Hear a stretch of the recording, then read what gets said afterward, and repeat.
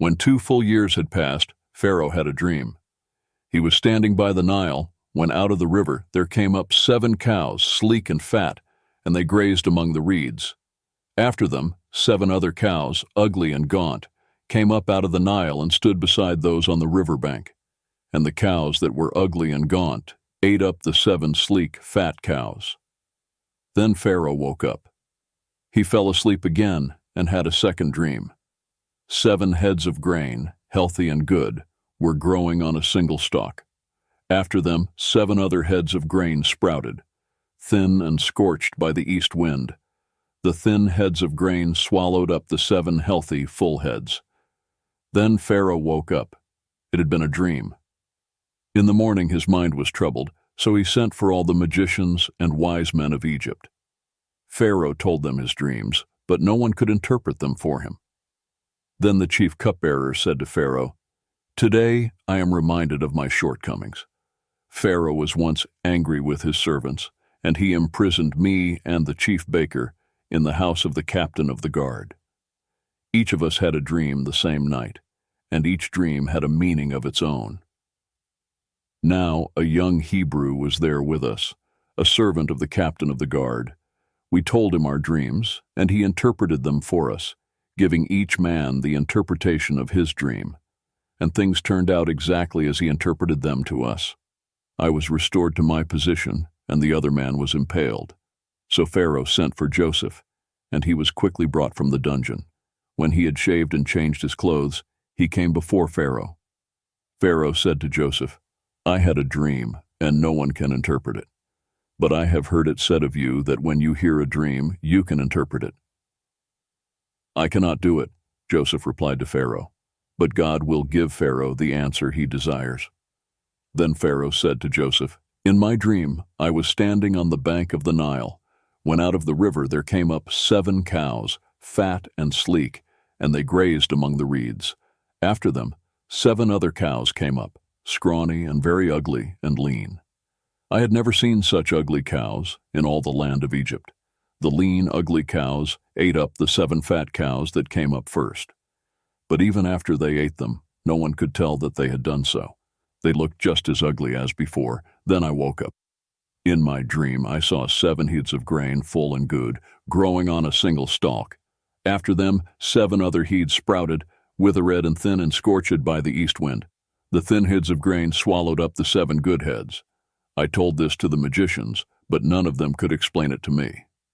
Then Joseph said to Pharaoh, "The dreams of Pharaoh are one and the same.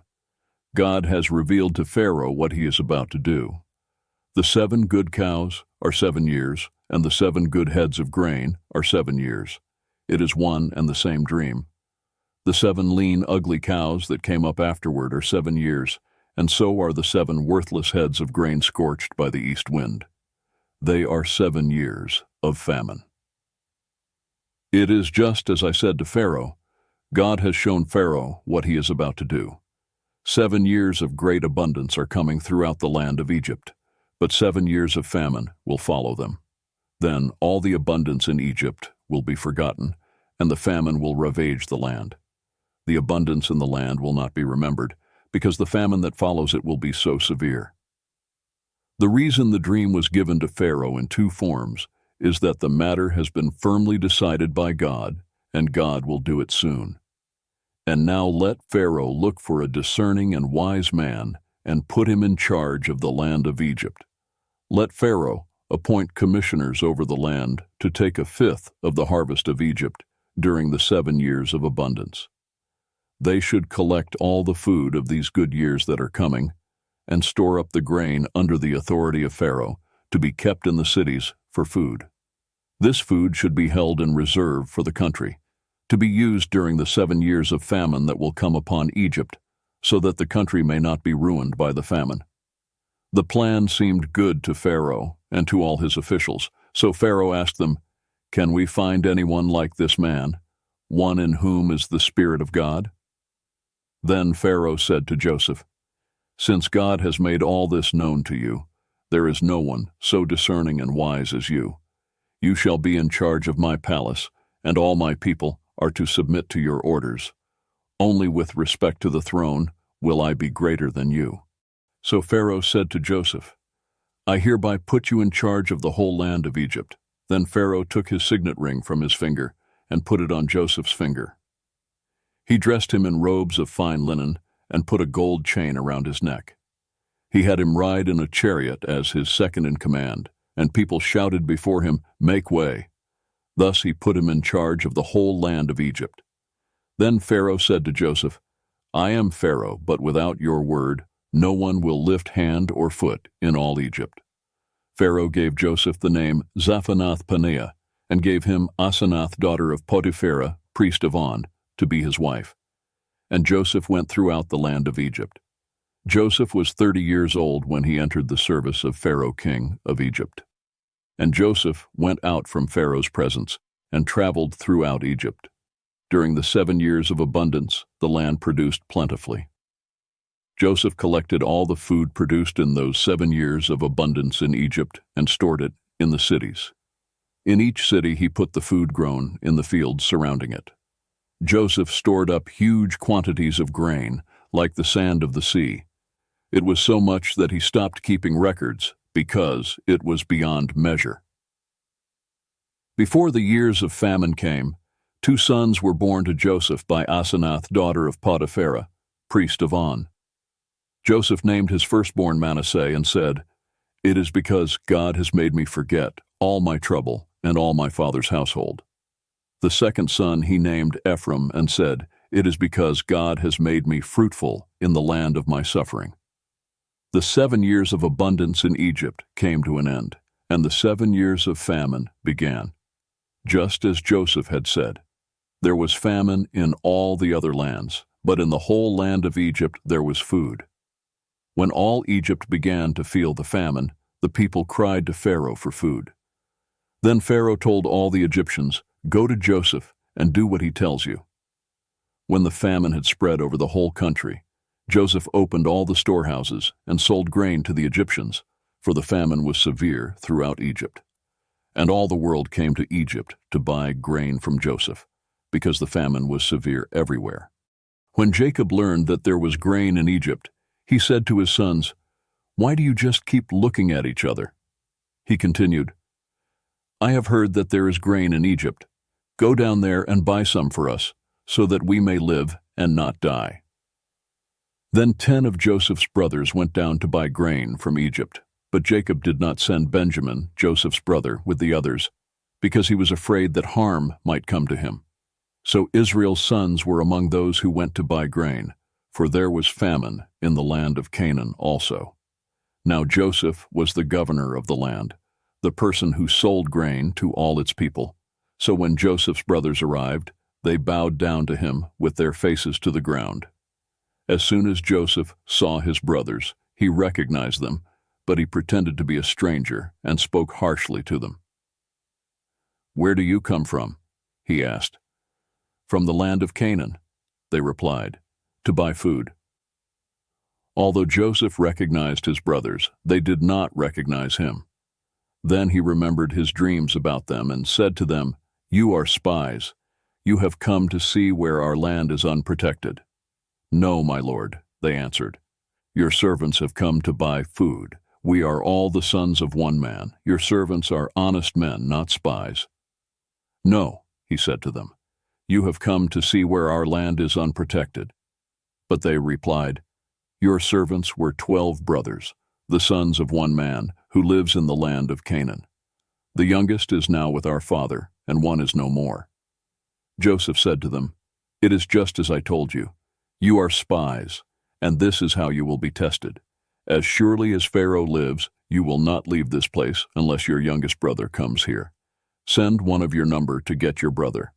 The rest of you will be kept in prison, so that your words may be tested to see if you are telling the truth. If you are not, then as surely as Pharaoh lives, you are spies." And he put them all in custody for 3 days. On the 3rd day, Joseph said to them, "Do this and you will live, for I fear God. If you are honest men, let one of your brothers stay here in prison, while the rest of you go and take grain back for your starving households. But you must bring your youngest brother to me, so that your words may be verified, and that you may not die." This they proceeded to do. They said to one another, "Surely we are being punished because of our brother. We saw how distressed he was when he pleaded with us for his life, but we would not listen. That's why this distress has come on us." Reuben replied, "Didn't I tell you not to sin against the boy? But you wouldn't listen. Now we must give an accounting for his blood." They did not realize that Joseph could understand them, since he was using an interpreter. He turned away from them and began to weep, but then came back and spoke to them again. He had Simeon taken from them and bound before their eyes. Joseph gave orders to fill their bags with grain, to put each man's silver back in his sack, and to give them provisions for their journey. After this was done for them, they loaded their grain on their donkeys and left. At the place where they stopped for the night, one of them opened his sack to get feed for his donkey, and he saw his silver in the mouth of his sack. "My silver has been returned," he said to his brothers. "Here it is in my sack." Their hearts sank, and they turned to each other trembling and said, "What is this that God has done to us?" When they came to their father Jacob in the land of Canaan, they told him all that had happened to them. They said, "The man who is Lord over the land spoke harshly to us and treated us as though we were spying on the land. But we said to him, 'We are honest men, we are not spies. We were 12 brothers, sons of one father. One is no more, and the youngest is now with our father in Canaan.' Then the man who is Lord over the land said to us, 'This is how I will know whether you are honest men. Leave one of your brothers here with me, and take food for your starving households, and go. But bring your youngest brother to me, so I will know that you are not spies, but honest men. Then I will give your brother back to you, and you can trade in the land.' As they were emptying their sacks, there in each man's sack was his pouch of silver. When they and their father saw the money pouches, they were frightened. Their father Jacob said to them, 'You have deprived me of my children. Joseph is no more and Simeon is no more, and now you want to take Benjamin. Everything is against me.' Then Reuben said to his father, 'You may put both of my sons to death if I do not bring him back to you. Entrust him to my care, and I will bring him back.' But Jacob said, 'My son will not go down there with you. His brother is dead, and he is the only one left. If harm comes to him on the journey you are taking, you will bring my gray head down to the grave in sorrow.'